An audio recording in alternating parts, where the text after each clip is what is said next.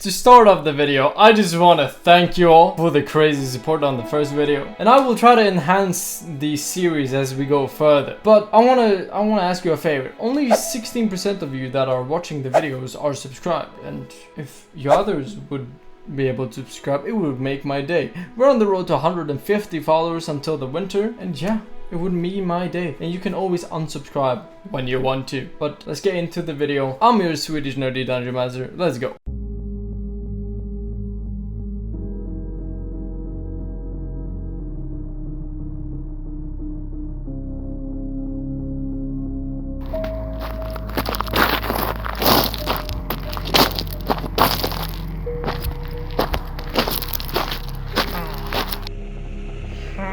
Grungy doesn't like long walks.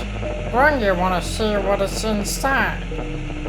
I don't wanna be bored anymore, so Grungy likes new things on the roads around here. I can give you some money. I can sponsor this place. Just be able to give me one. Grungy always likes it like that. Oh, maybe that sounds weird, but no. Grungy out. Bye bye. As he vanishes through using magic, the place stood still. There was not a single sound, but a mad scientist with a grin that would be seen as insane. This is the laboratory before the palace. Welcome to hell. It was around 488 LY, the 20th of Zal, in the cave down in the depths of Doomstate, the capital of Night Owl. We find the lab Grungy had invested in. However, what happened after is what led it to be what it is now. Once a laboratory, now turned into this massive palace. The tortured creatures or projects that was getting tested on by the Grunking company finally rebelled. The year 503, when Grungy was announced dead, the creatures went rampaged. And now they have turned the laboratory into a palace. Their nest, their home.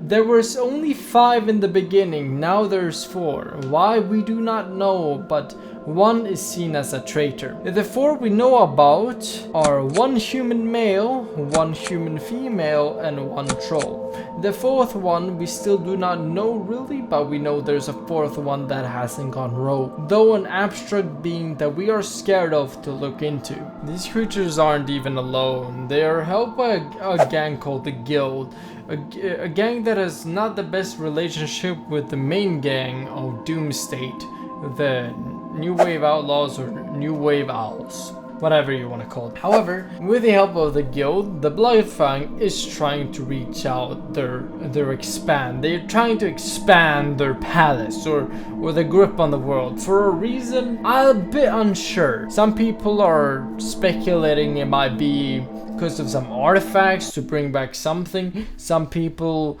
think that they're doing it so they can make this new empire where they can basically give revenge through what they've been tortured through. Some even say that they're trying to find the 5th one, which is kind of a good idea too. But hey, there's not a lot known about them. But there is also one thing connected to these creatures that is a bit interesting to get into. The bloodlet virus. There is this thing that through myths and people talking that is spread. How is unknown, but it spreads through people, and this virus is kind of a bug that infests into your genes, and with this mutation makes it so you see vibrations of other people infested or that are infected by the same virus through their genes, being able to see emotions.